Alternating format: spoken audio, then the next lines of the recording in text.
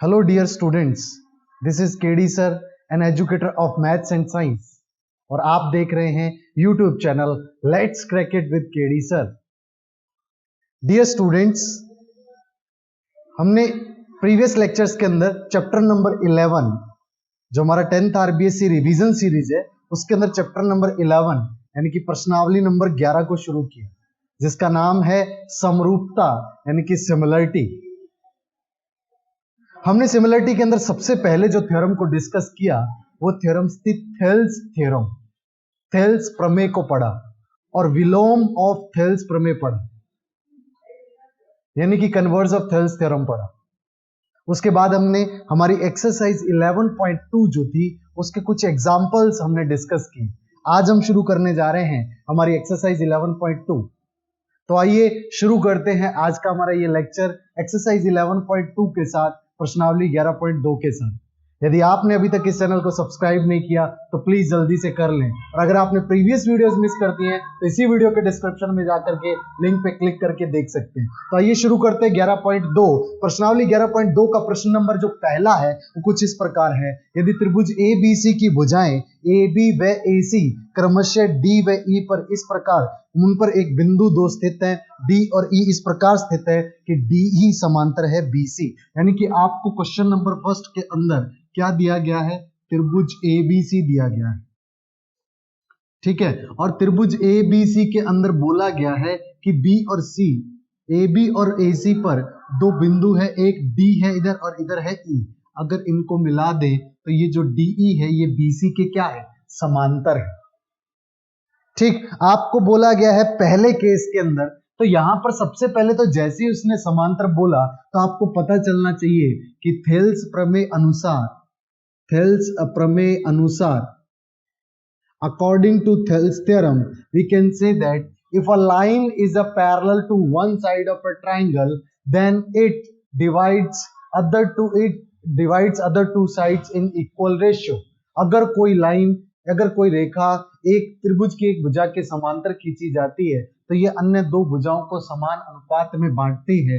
मतलब मैं ये बोल सकता हूं कि sir AD by BD is equals to होगा AE बट्टा EC। तो ये आपका पहला रिजल्ट है। हालांकि यहां से 3 रिजल्ट निकल के आते हैं लेकिन ये तीनों रिजल्टों का जैसे जैसे जरूरत होगी वैसे वैसे इस्तेमाल करेंगे। पहला जो पार्ट है आपका यानी कि फर्स्ट पार्ट, उसके अंदर आपको बोला गया है कि AD है 6 BD है 9, AD है 6 BD है 9। आ रही है बात समझ? ठीक, 9 सेंटीमीटर है और बोल रहा है AE 8 है तो AC बताओ। AE अगर 8 है तो AC बताओ। तो ध्यान देना मेरी बात पे, आपको AD दे रखा है, आपको BD दे रखा है, आपको AE दे रखा है लेकिन पूछ AC रहा है। यदि आप EC निकाल लें तो आप AC दे सकते हैं उत्तर, ठीक। तो यहां पर इसे समीकरण 1 बोलेंगे और आप बोलेंगे मान समीकरण 1 में रखने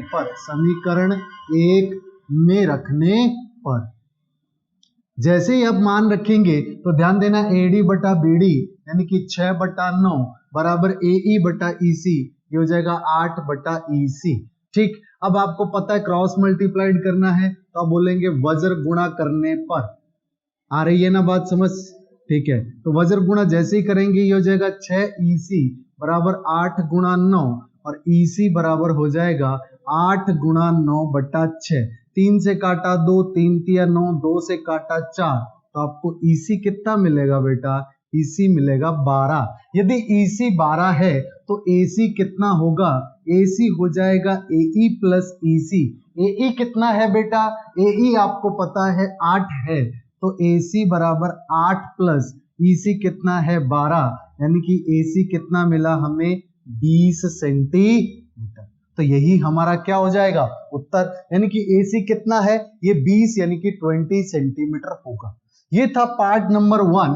पार्ट नंबर अगर 2 की बात करें यानी कि क्वेश्चन नंबर फर्स्ट का सेकंड पार्ट जो है उसके अंदर आपको क्या बोल रखा है? यदि AD बटा DB बराबर 4 बटा 3, AD by BD is equals to 4/3, ये गिवन है, दिया गया है और आपको बोल रहा है 4/3 नहीं 4/13, ठीक। और बोल रहा है AC 20.4 सेंटीमीटर हो, AC कितना हो 20.4 सेंटीमीटर हो, तो आपको ये बताना है कि यहाँ पे AC कितना, सॉरी EC कितना होगा, EC कितना होगा। तो ध्यान देना आपको EC बताना है और AC गिवन है, यहां तो हमें AE चाहिए, ठीक है। तो एक बात बताओ, अगर मैं इसे x मान लूं तो ये AC जो है, ये AC हमें पता है, तो ये AE जो है ये 20.4 माइनस एक्स हो जाएगा। ध्यान देना आपको पता है, क्योंकि समीकरण एक जो है वो ये बोलती है AD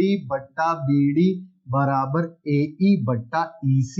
EC निकालना है, ठीक, लेकिन AE का मान न पता होकर, ये तो पता है AD बटा BD, लेकिन AE नहीं पता हमें, तो AE नहीं पता लेकिन AC पता है, तो मैं EC को एक बार के लिए x मान लूं, तो आप बोलेंगे चूंकि EC क्या है बेटा, इसको x माना, तो आपका AE क्या हो जाएगा, AE हो जाएगा 20.4 माइनस x, क्योंकि AE क्या है, AE जो है ये अगर पूरे AC में से EC निकाल दे तो AE मिल जाएगा, ठीक। तो इसका वैल्यूज यहां रखेंगे तो ये हो जाएगा 4/13 4/13 इज इक्वल्स टू AE यानी कि 20.4 माइनस एक्स, EC यानी कि x, वज्र गुणा करेंगे, क्रॉस मल्टीप्लीकेशन करेंगे, ठीक है, तो ये हो जाएगा 4 इंटू एक्स 4x 4x, 13 गुणा ये करेंगे तो ये हो जाएगा 13 गुणा 20.4 माइनस 13x, 13x इधर जाकर के जुड़ जाएगा तो ये हो जाएगा 17x बराबर 13 गुणा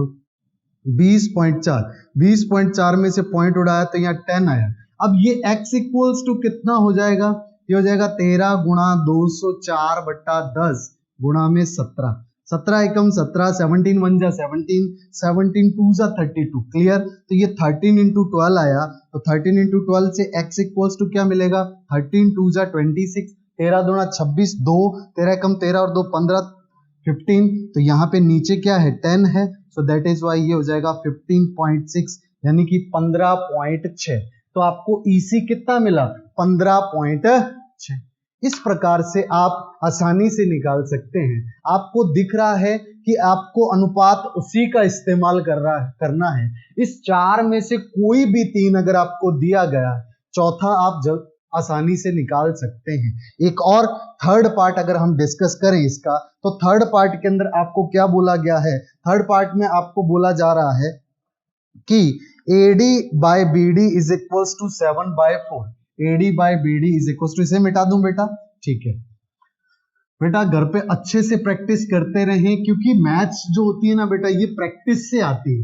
जितना आप बढ़िया से मन लगा के प्रैक्टिस करेंगे उतनी ही मैथ्स पे अच्छी पकड़ बनेगी, ठीक है। अगर कोई भी बच्चा मन लगा करके नहीं पढ़ता तो भूल जाए कि आपका मैथ्स कभी अच्छा हो पाएगा, ठीक है। ध्यान देना AD बाय BD दे रखा आपको 7/4, तो यहाँ पर ट्राइंगल वही है, सॉरी मैंने गलती से मिटा दिया, ये A है, ये B है, ये C है, इसे ज्वाइन किया, ये D है, ये E है, हमने फर्स्ट रिजल्ट लिखा था AD by BD is equals to AE by EC, और इसे समीकरण नंबर 1 बोल रखा है। तो यहाँ पर हम पार्ट नंबर 3 डिस्कस कर रहे हैं। पार्ट नंबर 3 के अंदर AD बाय BD 7/4 दे रखा, AD by BD is equals to 7/4 ऐसा गिवन है, ऐसा दे रखा, और फिर बोलता है AE 6.3 है, AE कितना है 6.3 है, और आपको पूछ क्या रहा है, पूछ रहा है AC का मान ज्ञात करो, यानी कि AC बतानी है, ठीक है। अब AC, अब देखना जरा, AD बाय BD तो हमें पता है 7/4, AE आपको पता है, लेकिन अगर आप EC निकाल लें तो AC निकल जाएगी, ठीक। तो हम इस वैल्यूज को यहां प्लेस करेंगे, हम बोलेंगे समीकरण 1 में रखने पर, जैसे ही मान रखेंगे ये हो जाएगा 7/4 बराबर 6.3/EC, ठीक। क्रॉस मल्टीप्लाइड करेंगे तो ये हो जाएगा 7 गुणा EC बराबर 6.3 गुणा 4, पॉइंट उड़ाया यहां पे आया 10, ठीक है। तो यहां से जब EC इक्वल्स टू कितना हो जाएगा 63 इंटू 4, 63 गुणा 4 बटा 10 गुणा 7 बाई 10 इंटू 7, 7 9 जा 9 4 जा 36, तो 36 बाई 10 36 बटा 10 यानी कि 3.6, 9 चौका 36, 36 बटा 10 होगा, ठीक है, तो ये हो जाएगा 3.6। 3.6 EC मिल गया तो आप क्या बोलेंगे, AC इक्वल्स टू है AE प्लस EC। AE कितना है, 6.3 है, और ये कितना है, ये 3.6 है। तो आपको मिलेगा कितना, 9.9। AC कितना मिला, 9.9। इस प्रकार से आपका आंसर हो जाएगा। क्लियर है बेटा। नाउ नेक्स्ट पार्ट की अगर बात करें, 4 नंबर पार्ट, 4 नंबर जो है उसके अंदर आपको दे रखा है ये सभी वैल्यूज जो है 4 नंबर पार्ट के अंदर, वो सभी ही एक वेरिएबल की फॉर्म में दे रखी है। जैसा कि एक एग्जांपल में हमने देखा था, आपको AD दे रखा है 4x माइनस 3। AD कितना दे रखा, 4x माइनस 3, ठीक है। उसके बाद आपको दे रखा है AE 8x minus 7, AE 8x minus 7, ठीक। उसके बाद में दे रखा है आपको BD 3x minus 1, BD 3x minus 1, और लास्ट में आपको दे रखा है CE दे रखा है आपको 5x माइनस 3, और आपको x का वैल्यू पूछ रहा है, x का मान पूछ रहा है। आपको पता है AD by BD is equal to AE by EC होगा, तो सेम AD बाय BD तो आप बोलेंगे समीकरण 1 में मान रखने पर, ठीक है। 1 में जैसे ही मान रखेंगे तो ये हो जाएगा AD यानी कि 4x माइनस 3 बटा BD यानी कि 3x माइनस 1 बराबर AE यानी कि 8x माइनस 7 बटा में CE यानी कि 5x माइनस 3 क्रॉस मल्टीप्लाइड यानी कि वज्र गुणा। जैसे ही वज्र गुणा करेंगे तो ये कैसा आ जाएगा, 4x माइनस 3 का गुणा होगा 5x माइनस 3 से, बराबर आएगा 3x माइनस 1 गुणा 8x माइनस 7। जब इसको अंदर मल्टीप्लाइड करेंगे तो ये देखना 4x का दोनों के साथ, तो 4x का 5x के साथ, तो 4 पंजा 20x स्क्वायर, 4x का 3 के साथ 12x, ठीक, माइनस 3 का 5x के साथ minus 15x, minus minus plus 3 3 9, 3x को 8x से करेंगे, 8 के 24x गुणा x स्क्वायर, 3x गुणा माइनस 7 करेंगे तो ये हो जाएगा 21x। इसी तरह से माइनस का इससे करेंगे माइनस 8x, माइनस का इसके साथ करेंगे माइनस माइनस प्लस 7। तो इतना काम कर लिया। अब एक काम करो, जो x वाले हैं उनको एक तरफ रखो और जो बिना x वाले उनको एक तरफ। तो यहाँ पे आपको दिख रहा है कि सर ये 20x स्क्वायर है, माइनस 12 और minus 15 minus 27x plus, sorry ये प्लस का 9 उधर जाएगा, इनको इधर लेके आएंगे तो 24 इधर आएगा, तो माइनस का 24x स्क्वायर है कि नहीं है। और इसी तरह से माइनस का ये आएगा तो ये हो जाएगा प्लस का 21x, ठीक है। और ये माइनस का, एक काम करो इनको ऐड करके ले आओ, माइनस 21 माइनस 8x कितना हो जाएगा, माइनस 29, तो ये हो जाएगा प्लस का 29x, ठीक। और ये प्लस का साथ ऐसे ही पड़ा है, उधर से आ जाएगा माइनस 9, ठीक। तो ये 20x square minus 24x square यानी कि माइनस का 4x square, minus 27 plus 29 plus का 2x, ठीक। उसके बाद में बराबर आया माइनस का 2। क्लियर। इस माइनस के को इधर लेके आएंगे, ध्यान देना बेटा, यहां पे जब उधर लेके जाओगे तो minus 4x square plus 2x, या फिर एक काम करो इस पूरे को इधर ले आओ, ठीक है। इनको इधर लाएंगे तो x स्क्वायर वाला पॉजिटिव हो जाएगा, तो ये हो जाएगा 4x स्क्वायर प्लस ये आएगा 2x का इधर तो माइनस 2x, और माइनस का 2 तो पड़ा ही है ऑलरेडी, ठीक है ना। अब सब में से 2 कॉमन आ रहा, तो ये 2 कॉमन आएगा तो ये 2x स्क्वायर, ये प्लस का x, ये प्लस का 1 इक्वल्स टू 0, क्योंकि जो 2 कॉमन आएगा वो इधर डिवाइड में चला जाएगा। अब आपको किसकी वैल्यू निकालनी है, x की वैल्यूज निकालनी है, ठीक है। तो ध्यान देना, आपको पता है कि यहाँ पे मिडल टर्म स्प्लिट लगा लो या फिर श्रीधर आचार्य सूत्र, ठीक है, श्रीधर आचार्य फॉर्मूला लगा लो, कुछ भी लगा सकते हो, क्योंकि ये द्विघात बन गई। कौन सी समीकरण, ये क्वाड्रेटिक इक्वेशन बन गई। तो मैं इसे यहां से एक बार ये क्लीन कर देता हूं, यहां पे अपने करते हैं। हमारे पास इक्वेशन यानी कि समीकरण क्या है, 2x square plus x plus 1 बराबर 0, ठीक है। तो b स्क्वायर माइनस 4ac करेंगे तो b 1 माइनस 4ac, ठीक है। तो ये तो नेगेटिव आएगा। यहां पर बेटा अपने से मिस्टेक हुआ, यहां पे क्या है, ये 2 कॉमन आएगा तो ये हो जाएगा 2x square minus x minus 1 equals to 0, ठीक है। तो यहां ये हो जाएगा minus x minus 1 equals to 0। तो अब आपको 2x, आप एक काम करो श्रीधर आचार्य सूत्र लगा दो, a equals to 2, b is equals to minus 1, c is equal to -1, b square minus 4ac, b square यानी कि -1 का स्क्वायर, तो वो हो जाएगा 1 माइनस 4a 2 है, सी कितना है -1, तो माइनस माइनस प्लस, ठीक है। तो ये हो गया 4 2 जा 8 प्लस 1 9 हो गया, ठीक है। आपको फॉर्मूला कैसे दिया जाता है, minus b plus minus under the root b square minus 4ac by 2a से दिया जाता है, ठीक है। तो यहां पर आप क्या बोलेंगे, minus b minus minus plus 1 plus minus 9 का रूट लेंगे, ठीक है, बाय 2a, a का वैल्यू कितना है 2 है, तो यहां पर आया 1 प्लस माइनस 3 बटा में कितना 4, तो यहां पर 3 अब प्लस लेंगे तो ये हो जाएगा 4 बटा 4 यानी कि 1, ठीक। दूसरा अगर आप माइनस लेंगे तो ये हो जाएगा यहां पर कितना 1 माइनस 3 यानी कि -2 बटा 4 यानी कि -1 बटा 2। तो आपको मान मिल गया क्या, एक मान होगा 1 और दूसरा होगा -1 बटा 2। यदि यहां पर आप x का मान 1 भी मान सकते हैं और x का मान -1 बटा 2 भी हो सकता है, क्योंकि ये द्विघात समीकरण आई तो स्वाभाविक सी बात है यहाँ पे आंसर भी 2 आएंगे, x के मान भी 2 मिलेंगे और वो दोनों मान इस प्रकार होंगे, एक होगा -1 बटा 2। ये था आपका पार्ट नंबर 4। अब बात करते हैं हम पार्ट नंबर 4 के बाद क्वेश्चन नंबर 2 की। तो इसे मिटा दूं बेटा, यहाँ पे ध्यान रखना है आपको, यहाँ पे ये द्विघात समीकरण बन गई और इस द्विघात समीकरण को श्रीधर आचार्य सूत्र से हमने हल कर लिया, ठीक है। तो यही आपका आंसर होगा। चलो नेक्स्ट क्वेश्चन की बात करें बेटा, वेरी इंटरेस्टिंग क्वेश्चन नंबर 2, वो भी कुछ इसी टाइप के क्वेश्चंस हैं, उसमें भी पार्ट दे रखे हैं, हम एवरी पार्ट को डिस्कस करते हुए आगे बढ़ेंगे, ठीक है, ताकि हर बच्चे के डाउट क्लियर होते चले जाएं, ठीक है।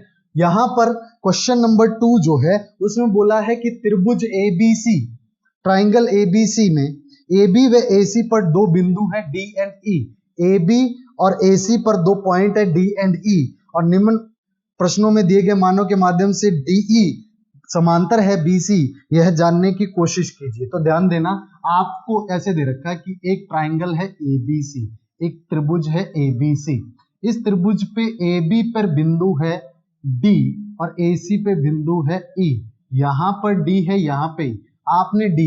अच्छा ये बताने की कोशिश करो, जो मान दे रखे, जो वैल्यूज दे रखे हैं उनका यूज करके हमें बताना है कि DE BC के पैरेलल है कि नहीं। तो इसको चेक करने के लिए आपको पता है कि आपको चेक करना है AD by BD AE by EC के अगर इक्वल होगा तो हम बोलेंगे DE किसके पैरेलल है, BC। तो आपको 3 रिजल्ट वो याद होने चाहिए थेल्स वाले। क्या, पहला, सर अगर AD बाय BD बराबर होगा AE बाय EC के तब भी ये इसके पैरेलल होगी। दूसरा रिजल्ट क्या था, sir AB by BD AB by BD AC by EC AC by EC, ठीक। थर्ड रिजल्ट, सर अगर ना होकर के ये भी हो AB by AD equals to AC by AE AC by AE। समझ आ रही है बात। तो अगर ये इतने रिजल्ट्स भी आपको ये 3 याद है, आप आसानी से कर लेंगे, हालांकि काम तो एक से ही हो जाना, पर ये 2 पता हो तो और अच्छा। जैसे कि क्वेश्चन नंबर जो हमारा सेकंड का फर्स्ट पार्ट दे रखा है, वहां पर आपको दे रखा है AB 12 सेंटीमीटर, AB कितने सेंटीमीटर, 12 सेंटीमीटर, ठीक। दूसरा दे रखा है आपको AD 8 सेंटीमीटर, AD 8 सेंटीमीटर। तीसरी बात दे रखी है यहाँ पे AD के बाद में AE और AC 12, AE और AC दे रखे हैं इस टाइप से, ठीक है। अब आप देखो AB पता है, पूरा पता है, ठीक है, AD पता है, AD पता है, ठीक है, AE पता है, AE पता है और AC पता, पूरी पता है, ठीक। तो यहां पे एक बात देखना जरा, अगर आपको AB और AD पता है, AB और AD पता तो आप BD निकाल सकते हैं। तो पहले आप सबसे पहले ऐसा लिख ले, जिन बच्चों को सिर्फ ये याद है, ठीक है, वो बाकी भी याद है तो आसानी से सीधा ही हो जाएगा, बट आप सिर्फ यहाँ पे देखिए कि अगर BD निकालना है तो इसे हम बोल सकते हैं AB माइनस AD। अरे हाँ क्या ना, तो BD इक्वल्स टू क्या होने वाला है सर, 12 माइनस 8 बराबर 4, ठीक है, 4 सेंटीमीटर। अच्छा इसी टाइप से AE पता है आपको, EC निकालना है, तो आप इसी इसी इज इक्वल्स टू क्या लिखेंगे कि सर AC में से AE घटा दो। अरे घटा दो ना, ठीक। तो EC इक्वल्स टू क्या होने वाला है, AC यानी कि 18 माइनस 12 यानी कि कितने सेंटीमीटर आया, 6 सेंटीमीटर। क्लियर है बेटा, ठीक। तो यहाँ पे EC कितना मिल गया, 6। अब आप देखो AD by BD equals to, AD by BD देखो, AD बाय BD कितना हो जाएगा, तो AD है 8, BD कितना है, तो BD है यहाँ पे 4, ठीक। तो ये काटा तो ये आया 2/1, इक्वेशन फर्स्ट। इसी टाइप से AE बाय EC देखो, तो AE बाय EC, AE कितना है, AE है आपके पास में 12, EC कितना आया, दैट इज 6, तो ये भी कितना है 2⁻1, आया कि नहीं आया, ये इक्वेशन नंबर 2 होगी। तो फर्स्ट और 2 से दिख रहा है ये भी 2/1 ये भी 2/1, यानी कि AD by BD is equals to AE by EC, AD by BD AE by EC, mean two से ये जो हमारा लाइन है ये इसे इक्वल रेशियोज में डिवाइड कर रहा है, और अगर इक्वल रेशियोज में डिवाइड कर रहा है ना बेटा, इट मींस थेल्स थ्योरम का जो विलोम है, थेल्स प्रमेय का विलोम यानी कि कन्वर्स ऑफ थेल्स थ्योरम यहाँ पे बोलेगा कि DE BC के क्या होगी, समांतर। तो इसीलिए by converse of Thales theorem या थेल्स प्रमेय विलोम से, थेल्स प्रमेय विलोम से क्या हो जाएगा, DE समांतर होगा BC। ये था पार्ट नंबर फर्स्ट। इसी टाइप से मैं पार्ट नंबर सेकंड जो है वो आप खुद कर लेना, एक बार आप प्रैक्टिस कर सकते हैं, मैं सिर्फ पार्ट नंबर 3 को डिस्कस कर दे रहा हूं। तो यहाँ पार्ट नंबर जो 3 है, ठीक है, उसके अंदर क्या दे रखा आपको दे रखा है AD इज इक्वल टू 10.5। अच्छा, सेकंड क्या दे रखा है आपको, BD इज 4.5, BD इज 4.5, ठीक है। और उसके बाद में AE 3.3, AE 3.3, ठीक है, सॉरी 3.3 नहीं, AC दे रखा है यहाँ, AC is equals to, AC is 4.8 and AE is equals to 2.8 ही है ना, बिल्कुल बिल्कुल ठीक। तो ये आपको वैल्यूज दे रखी, आप यहां से देखना।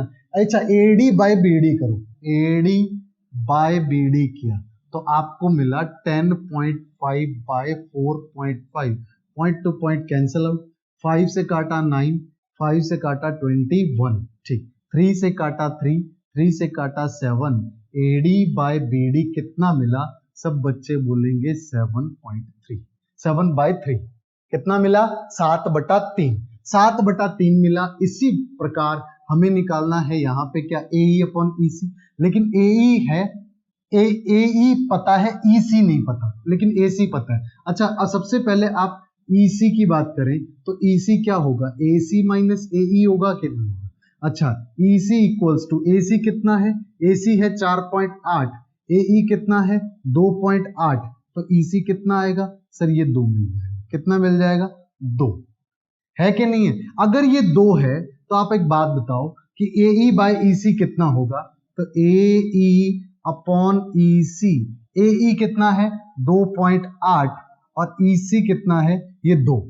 क्लियर। अब इसका यहाँ पे पॉइंट उड़ाएंगे, ये हो जाएगा 20, 4 से काटा 5, 4 से काटा 7, ठीक, कोई गलती तो नहीं है, बिल्कुल नहीं है। AE बाय EC, क्योंकि यहाँ पे 2.4 आया, यहाँ पे 4.8 में से 2.8 घटाएंगे 2 आएगा, तो ये 2, ये 28 अपॉन 27/5 आया, ये हो गया इक्वेशन नंबर 2। आपको पता है कि इक्वेशन 1 और 2 से हम बोल सकते हैं, समीकरण 1 और 2 से, AD by BD is not equals to AE by EC, क्योंकि ये 7/3 था और ये कितना आया 7/5, अरे बराबर ही नहीं है। जब ये बराबर नहीं है इसका मतलब DE जो है इस केस में BC के समांतर नहीं होगी, पैरेलल नहीं होगी।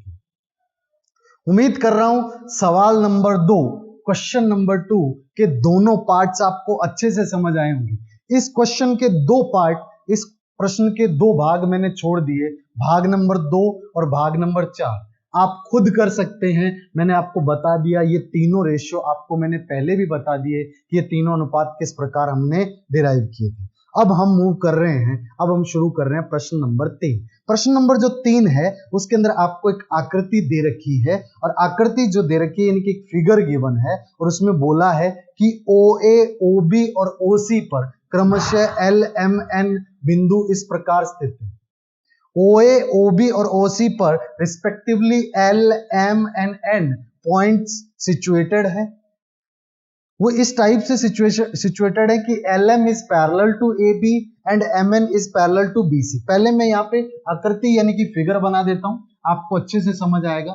ठीक है बेटा, बहुत आसान क्वेश्चंस हैं। आपको ये देखना है कि इस एक्सरसाइज के अंदर यानी कि हमारी 11.2 के अंदर तो थेल्स प्रमेय और थेल्स प्रमेय का विलोम बस उसे ही लगाना है, तो ये उसी के अकॉर्डिंग सारे क्वेश्चन होने वाले हैं। ठीक, तो ध्यान देना, जैसे आपको फिगर जो दे रखा है उसे बना दे। सबसे पहले ऐसे ही दे रखा है। ठीक, इसका नाम है A, ये है B और ये क्या है C। ठीक, उसके टाइप यहां पे O दे रखा है, OA, OB, OC और इनको ज्वाइन कर दिया। OA का पॉइंट है L, ये M और ये N है। ठीक है, आपको गिवन क्या है, LM पैरेलल है AB, LM जो है वो AB के समांतर है, ऐसा दिया गया है। ठीक, फिर बोल रहा है कि MNBC के समांतर है, ये इसके समांतर है, ये इसके पैरेलल है। आपको प्रूव करना है क्या कि सिद्ध कीजिए ये LNB AC के समांतर होगा। क्लियर है बात, समझना। अगर इस पॉइंट का नाम दे रखा O, तो ये आपको गिवन है। सबसे पहले हम त्रिभुज की बात करेंगे, त्रिभुज OAB में, त्रिभुज OAB में इस पूरे भाग के अंदर बात करो कि AB के समांतर क्या है, LM, और किसी भी त्रिभुज में एक भुजा के समांतर एक लाइन के पैरेलल कोई लाइन होती है, यानी वन साइड के पैरेलल कोई लाइन होती है, तो ये अदर टू साइड्स को इक्वल रेशियोज में डिवाइड करती है। हाँ के ना, बिल्कुल। तो आप बोलेंगे because LM is parallel to AB, so Thales theorem से LM समांतर है AB के, इसलिए थेल्स प्रमेय से मैं ये बोल सकता हूं कि सर AL बट बराबर OM बाय BM। समीकरण number 1, equation number 1। This by this equals to this by this होगा कि नहीं होगा। ठीक है, अब बात करते हैं OBC त्रिभुज की। तो ट्राइंगल OBC में यहां भी BC के समांतर क्या दिख रहा है, MN, तो आप बोलेंगे BC समांतर है MN, ऐसा आपको दे रखा है, इसीलिए आप थेल्स प्रमेय से बोल सकते हैं। थेल्स प्रमेय अनुसार बोलेंगे क्या कि सर यहां तो सीधा ही OM बटा BM बराबर होगा ON बटा NC, समीकरण number 2।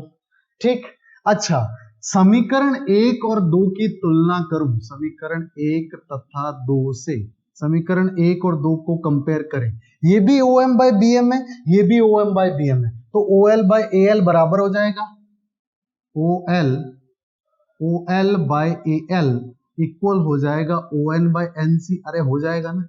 Equation number 3, OL by AL बराबर हो जाएगा ON by NC, OL by AL बराबर हो जाएगा ON बाय NC। तो आप एक बात बताओ, इस ट्राइंगल के अंदर ये जो लाइन है ये इन्हें दो इक्वल रेशियोज में काट रही है कि नहीं काट रही, बिल्कुल डिवाइड कर रही है, तो बराबर अनुपात में बांट रही है। तो OAC की बात करें, ठीक है, तो चूंकि OL बटा AL बराबर है ON बटा NC, समीकरण 3 से, किससे, समीकरण 3 से। ठीक, तो समीकरण 3 से अगर आपको पता है कि OL बटा AL बराबर है ON बटा NC, ठीक है, तो इसका मतलब क्या हुआ कि ये जो LN है ये AC के क्या होगी, समांतर होगी। तो आप बोलेंगे थेल्स प्रमेय के विलोम से, क्योंकि थेल्स प्रमेय का विलोम क्या बोलता है, यही तो बोलता है कि अगर समान अनुपातों में कोई लाइन काट रही है तो वह लाइन तीसरी भुजा के क्या होगी, समांतर होगी। तो ये LN जो है ये पैरेलल होगी किसके, AC की। बस यही आपका सॉल्यूशन था। प्रश्न नंबर 3, ठीक है, तो ये क्वेश्चन नंबर आपका 3 था। क्वेश्चन नंबर 4, क्वेश्चन नंबर 4 में आपको गिवन है ट्राइंगल एबीसी। तो सबसे पहले तो ट्राइंगल एबीसी गिवन है, तो ट्राइंगल एबीसी। अच्छा, ट्राइंगल एबीसी के अंदर क्या क्या गिवन है? सबसे पहले आपको ये गिवन है कि एंगल बी इक्वल्स टू है एंगल सी।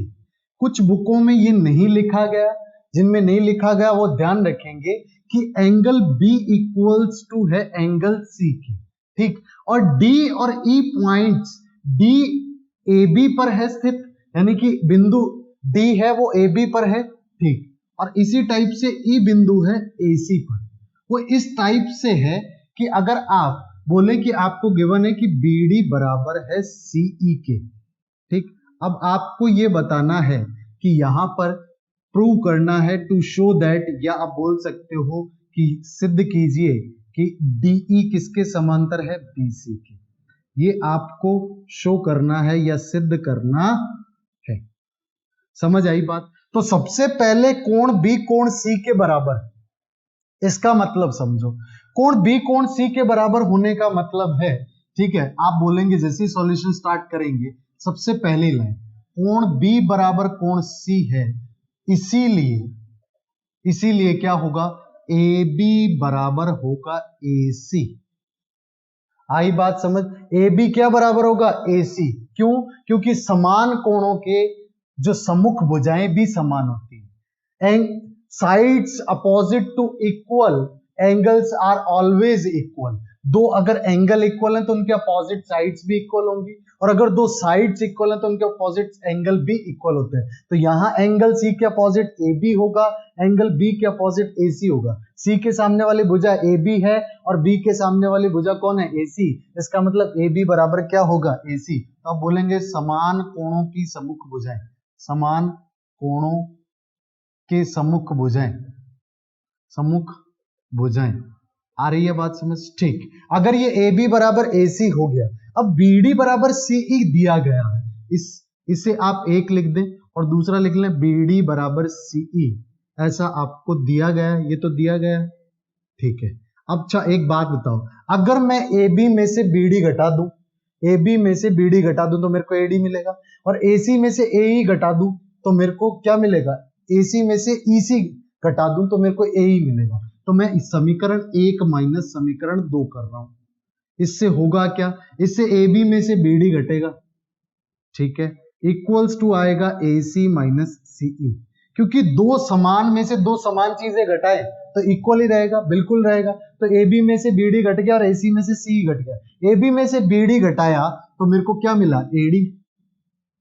और बराबर यहां पर AC में से EC घटाया तो आपको क्या मिला? AE। ये होगी आपकी समीकरण नंबर 3, ठीक। अब मैं बताओ 3 में भाग दे दूं 2 का, समीकरण 3 में भाग देने पर 2 का, समीकरण 3 बटा में समीकरण 2 करने पर क्या होगा? जैसे ही आप करेंगे बेटा तो ये हो जाएगा AD बट्टा BD, क्योंकि AD के भाग में जाएगा BD, AE के भाग में जाएगा CE। क्या जाएगा? CE। तो आप देख सकते हैं कि आपको इसका इसके साथ अनुपात, इसका इसके साथ अनुपात बराबर मिल गया, तो आप बोलेंगे इसीलिए थेल्स प्रमेय के विलोम से, थेल्स प्रमेय के विलोम से क्या होगा बेटा?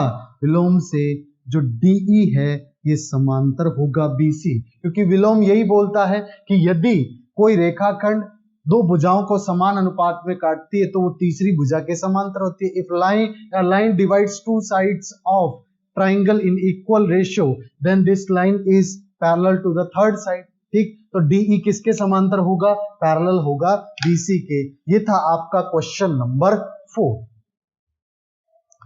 उम्मीद कर रहा हूं आपको हर क्वेश्चन अच्छे से समझ आया होगा।